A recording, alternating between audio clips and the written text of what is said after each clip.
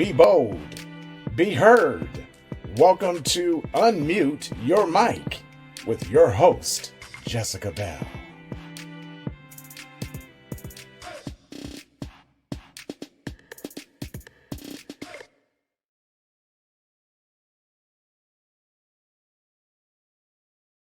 Everybody, welcome to another episode of Unmute Your Mic. My name is Jessica Bell. I am in Kansas City, Missouri, and I am your host today.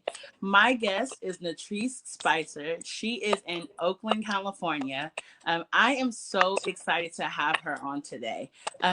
She is somebody I've just been kind of following from afar. I've really watched her platform grow and how her story is inspiring other people. And so I can't wait for her to share her heart with us today. Natriece, if you could just kind of introduce yourself, let us know a little bit about you, and we can get this going. All righty. Well, first and foremost, Miss Jessica, thank you so much for having me on this show. You are such a belle for having a woman just be empowered to speak her story and creating platforms for us to unmute our mics. So thank you for that. Of course, my name is Natriece. For those who do not know, I just am here to do the work, is what I like to say. I wear a hat rack of titles, but basically, I'm a life coach who focuses on business and life strategies. I help people get their shift together. Notice I said shift, but that's basically the whole point, is to help you get your shift right, to take you from one place to another place and add some excellence along the way. So you can be your own version of amazing and live the life that you truly intended to. Outside of that, I'm a fur mom and I love the outdoors. I don't know. I'm always like, what do people want to know? No, I understand. So with that career path that you're kind of on, or this purpose path, I should say, what led you there? What was it that made you say, I want to help other people with this? I've always been on this path, but it was a series of life events that led me to be more intentional and to get more acclimated with how to turn my passion and my skill into a monetized franchise. And that all really just came from heartbreak. For years, I teetered on doing the things I love, being the kind of woman that I wanted to be, pursuing all the things in my head and my heart, and like addressing those things that would keep me up at night. And I just never really did it. I never really became that girl. I never really did it. I was always half staff, right? Half actuality, half potential, half kind of amazing, half could be more. And then heartbreak happened. And I decided I'm not going to key a car. I'm not going to cut up no clothes. I'm not gonna hurt nobody. I'm not gonna cut off no body parts. I'm not calling no women. Like, you ain't gotta be Beverly. I ain't gotta be Glenda. I'm out. I'm out. Barbara, look. You can have this man from the top of his head to the bottom of his feet. You can take this man and all the clothes he has and the food that he eats, Barbara. And I was done. And instead of getting mad at him, I was hurt and I was pissed off. But I worked on me. And that decision and that process is really what catapulted everything. Like, I literally walked out of a relationship and into my first published book. I walked out of a relationship, and within a year, I had 3 books, my own company, and had reaffirmed myself as a poet. So sometimes the fall apart is what we need. Yeah, I was going to say, but that, like, seriously, that's amazing, because a lot of us, we experience heartbreak and we allow it to set us back Mm-hmm. a long time, because we dwell on it and we're so angry and that kind of thing. But so what do you think it was that was inside of you that said, I'm going to turn this heartbreak around? Because that's not easy to do. I got tired. I got tired of being heartbroken by everybody else in life. It wasn't my first time being in love. It wasn't my first time being cheated on. It wasn't my first time being heartbroken by a man.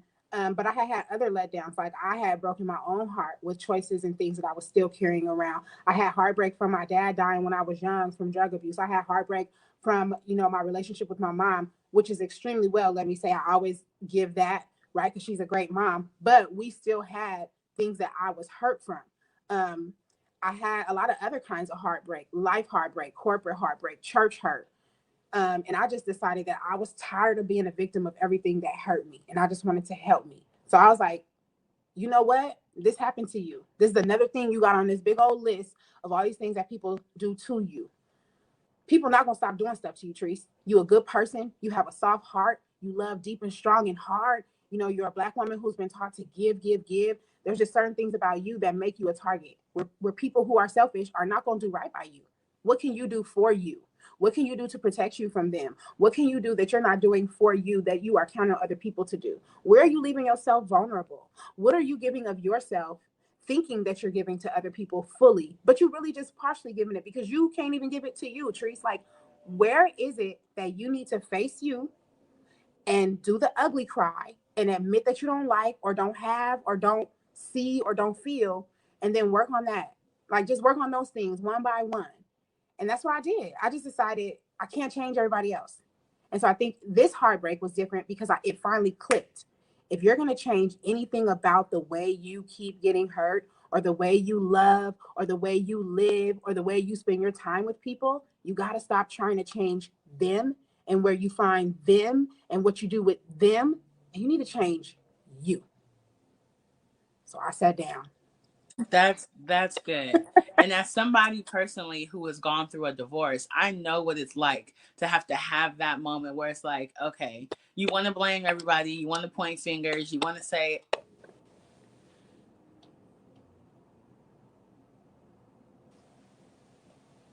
place where you realize like I had to play some role in this. And if I don't want this to happen again, Mm-hmm. there's something I've got to do. And so I really love that. So you said that you went out of the heartbreak and into your first published book. How did that look? How did that work? That's awesome. But sometimes it's hard to use the things that we've gone through because sometimes we feel like we have to, relive it. Did you experience that, or what was the process of that? So the first thing that happened was I actually came across this book. It's a cleansing book, and it approaches cleansing from a dietary standpoint, right? Cleanse, do this to help you get yourself together. But it's a spiritual cleansing, so it's multi-layered cleansing, and in that process, long story short, part of it is to clean your space, right? And so in cleaning my space, I started to find different things. This is like how it all came together. I found this notebook that I had been writing in for like 3 or 4 years. And at that point, I didn't even follow through with the whole process of what I was supposed to be doing with the cleanse. I ended up using a different book later on, but it was just sitting down and like getting rid of some of his stuff and taking time to not cut up, not scratch off, not burn nothing, but to literally sort, separate, and figure out what I had. I found this notebook. And for 3 years, I have been putting in there things that were leading me to my truths, things that were grounding me, not even on being a better woman or becoming a better me, but just on the whole idea of not being stuck where I was. And it ended up being the top 10 most critical key points that we all need to assess in order to get beyond the lies we've told ourselves and get to the truth of who we can be. And that book is called The Journey Through a Thousand Lies. And so it became my 10 chapter, 10-point program of what to look at if I just wanted to even just say, maybe there's more. Not even work at it, right? But just even say, I have a choice in who I want to be. And so I started with that. That's awesome. Gosh, you said so much, and it's so good because I think it is stuff that we all need to hear, even though we don't always want to hear it. That's me. I'm the coach. I'm the don't nobody want to talk to, everybody need to know coach. That, like, I figured it out last year. Like, that's why people don't want to talk to me. That's why it's so hard to grow this business, because I don't pussyfoot around stuff. Like, I'm gonna just tell it. We coddle too much. Yeah. So And the world doesn't coddle us, so it doesn't give us any kind of leg up, or it doesn't create any kind of benefit. So you definitely need to have a coach that's like, yeah, this is what it is. Yeah. And so how has that journey been, being a coach, helping other people? How do you prevent yourself from carrying the weight of what everybody else is going through, but also being effective in what you do? Well, part of it is 30 years of mess ups. Like, I screwed up, I messed up, I lived in duality. I was a banker by day, a trap girl by night. I was, the church girl by day, the woman in a domestic violent relationship, doing whatever, partying at night. And so I think, a few decades of dysfunctional behavior, of bumping my head, of making all my mistakes. First and foremost, I think that blessed me because I had the time and the space to just mess up and live and grow behind the scenes. I didn't have to do that while building a brand, building a persona, building a person. I didn't need to develop a persona, right? Because my plain old me was just everywhere mixed up and messed up. and she wasn't working on a career. She wasn't working on helping people or building. She was helping people in her small little nucleuses, right? And so I think getting me together first helped enable me to be able to say, like, I want to help others intentionally. And it also gave me enough discernment, enough wisdom, and enough empathy to be able to show up in a way that people can relate to, people can find effective and functional, but that doesn't eat me alive, right? And so a lot of this is time, but then some of this is destiny steps. Some of this is calling too, right? I don't look like, feel like, seem like anything I've been through. I can be around you for an hour and become 5, 10, 20 different people because of the breadth of what's in me and what I've been through, right? But you don't see that because this is just naturally my blessing. This is naturally my purpose, my calling. This is how my passion fits in with my walk of life. And so I think that has a lot to do with why I'm able to be not just successful, but to be whole, right? And still do this work. Yeah, and that's not easy. You do have to have discernment, and you do have to be able to know what it is that you're specifically called to do. Because I feel like a lot of times we try to walk out other people's callings, and that's when we get in trouble. Because it's like, oh, this person's doing this, and so I really want to do this, and then you wonder why you just can't make it happen, and it's because it was never supposed to be yours to begin with. And so that is a beautiful thing to know what it is, like know what your purpose is. So what is some advice that you could give people who are kind of struggling and finding what their purpose is, what they're supposed to do? So first and foremost, I would say the same thing that I gave myself. Give yourself time. And that's for both of these, to iron out how your passion plays out and then to fit that into what your purpose looks like. Number one, be open to you to live, and allow time. Really, when I say just time, it's literally time. Like even now when I'm beating the pavement, wanting to build my brand, I'm trying to plan book releases and things. I'm like, I need exposure, connections. And it's literally like, nope, you just going to show up and give it time. So give it time. And then two, I would say, be flexible, be fluid. We come to these definitive points so often. We want to define everything. We want to make sure everything is ironed out the way that it's understandable in our minds. We want to always correlate things to what we've explained it as, or to what seemingly makes sense. Be open to everything being anything. Allow yourself to just know that it could be completely different than what you think. And then with regard to passion, trust your gut. Trust your gut. Trust your gut. Trust your gut and trust your mess ups. Like, you cannot run from you. And the only way to find you is to face you, staring you down. And so, like, those things that draw you in, that you feel inhibited from because it doesn't make sense to the world, or it looks awkward, or it seems funky and unfamiliar, or you don't know how to do it, or even if you're good at it, but it keeps pulling at you, learn how to let go enough to run to that. Learn how to like take yourself as a joke enough to laugh at you. You know, learn how to not take you so serious that you're always right, you're always intellectual, you always know. Learn how to discover you, because maybe there's a you that you don't even know. And that's when you connect passion to purpose, right? Because as you do that more, your passion becomes defined and you start to key in on what you want to work at and harvest your time in ways that benefit your passion. And as you allow you to rediscover you, you come into the knowledge of, what's my purpose? Where do I serve? How do I fit? And that's not always directly what you think your passion is, but give it time. That's true. That's for real. That's some truth right there. So then how do you discover yourself? I mean, because I know sometimes it's easy to be like, discover, figure out who you are. But a lot of times, some of us have spent our whole life trying to be something else, or spent our whole life trying to fit in and, get the approval of certain people. And years of doing that can kind of chip away at who you are. So if you're somebody who has had that mask on for a long time, what are some practical things that people can start doing to discover who they are personally? So one of the things I would say is journaling, and just sit down and just let yourself be open to just have free writes. Some people are not writers. And so I would say do audio.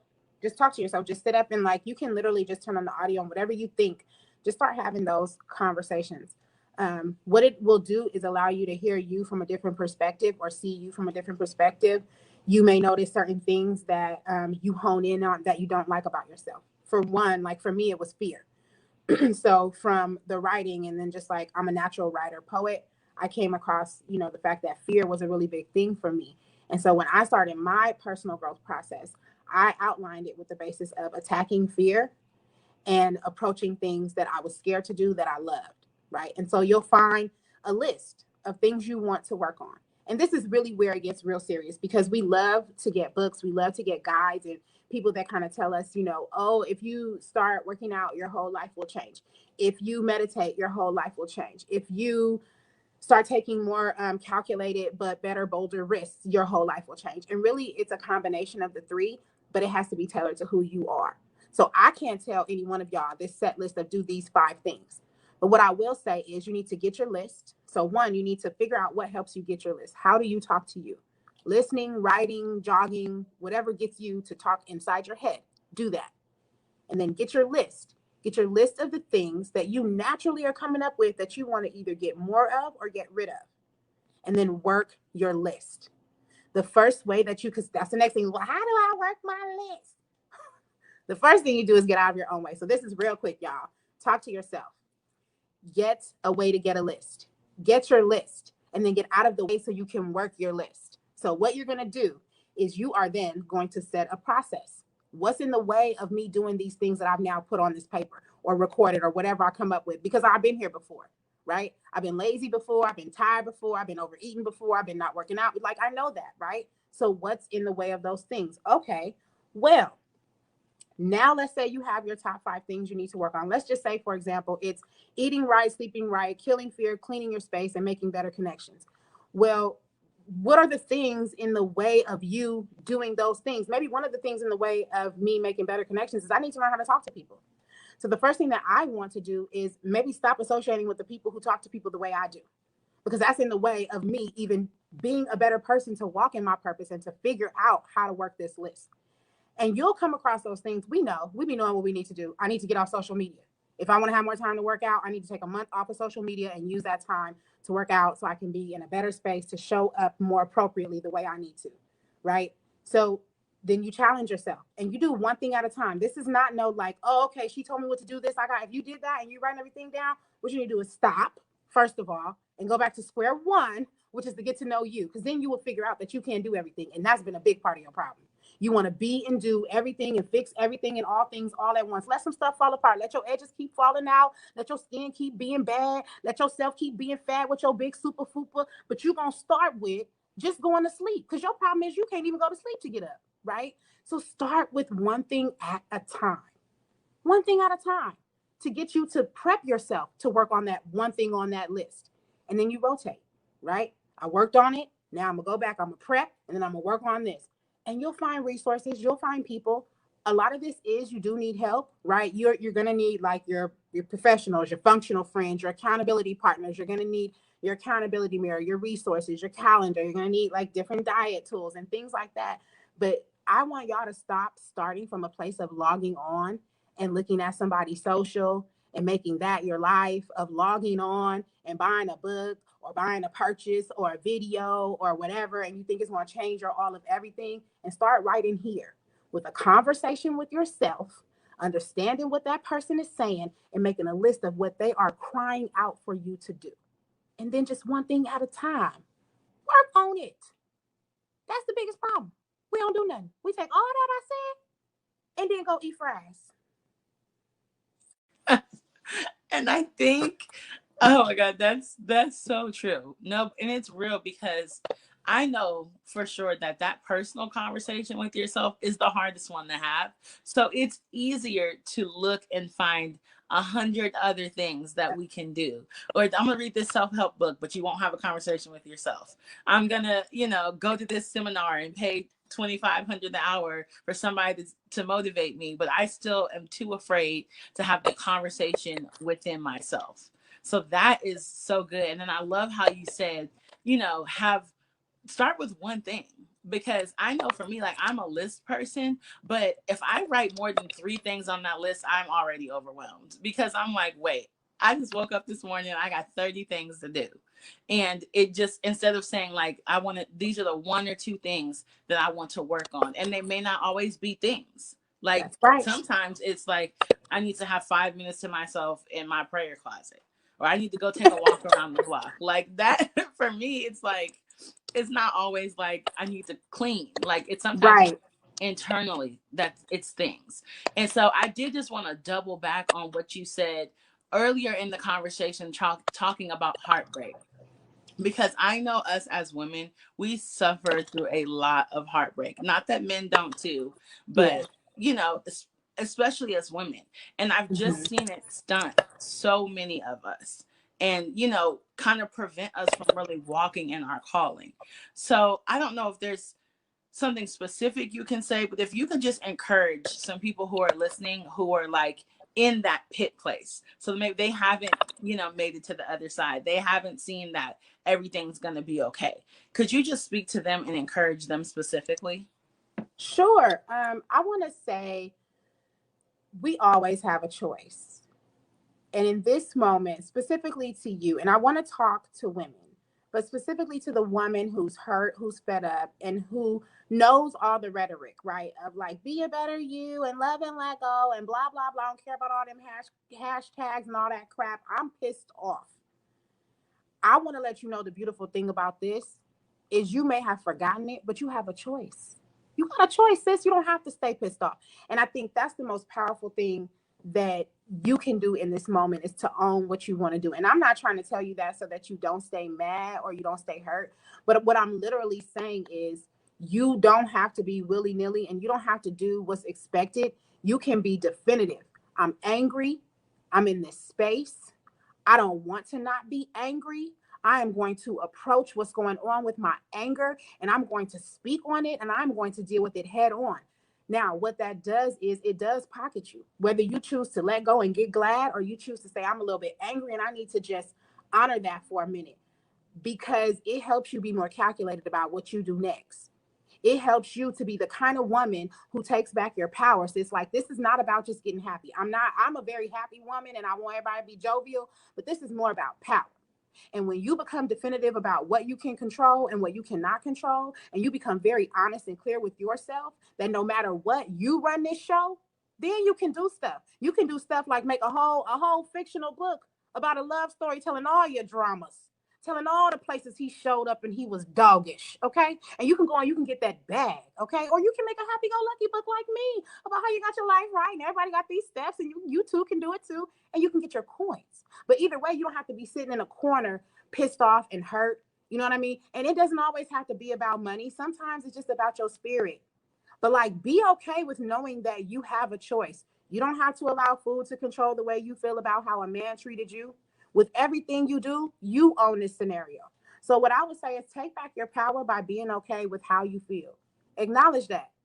And if that is, I feel played, acknowledge that, because what you're going to find is I also have a very sensitive heart. I have a very pure heart, because most of the time, women, you find yourself in that position because you were so trusting and so loving. And you'll find that those are good things. And you'll start to see like it wasn't you, and it's not that you're a problem or that you don't deserve the things that you want or that God's not listening or looking out, but that you have some untouched power. You have some untouched glory. You have some places outside of that pain that you can use to not just succeed in your purpose, but to also help other women. And there's nothing better than being able to take what you went through and be able to help your sister, mama, auntie, cousin, right? As well as to look back and not feel like you were a victim. Because at the end of all this, if you can convince yourself to own your life and to own your choices and to be okay with admitting where you are, you'll find power in that. And you'll be able to look back and not just see where something bad happened, but you'll see where there was good. You'll see where there was a plan. And you'll be able to live with that. And that right there, if nothing else, we need to be able to live with the choices we make. So get in the mirror, sis. Talk to you. This go back to the same thing. Talk to you. And if you got to do it naked, do it naked.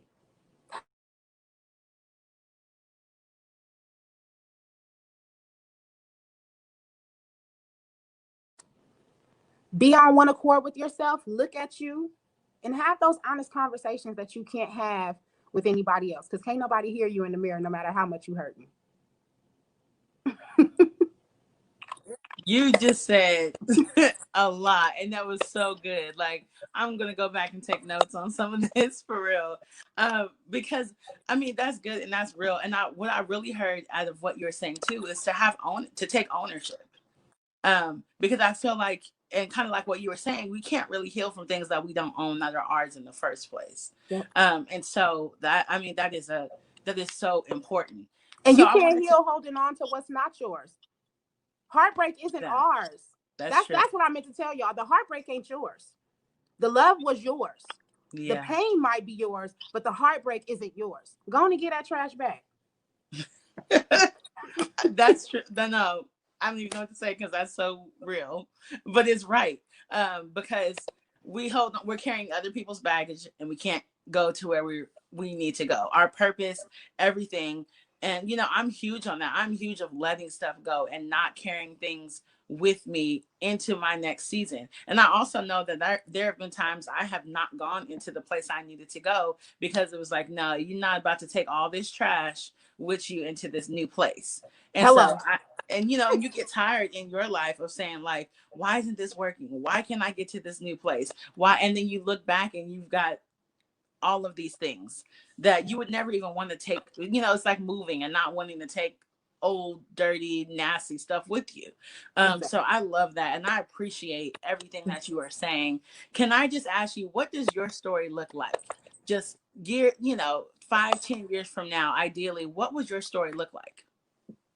5-10 years from now, I'll be able to travel and speak. I'll be able to be more philanthropic, giving back domestically and internationally. I see myself being able to continue doing this work on a larger platform that enables me to, one, empower a lot of women globally, but two, create platforms for women and men of color that allow us to coach, to teach. I build curriculum. And so one of the things that I do see in the future is like Black and brown kids using my curriculum. I see educators, non-Black, non-brown educators using my curriculum to help themselves, as well as in their classes and in their adult groups.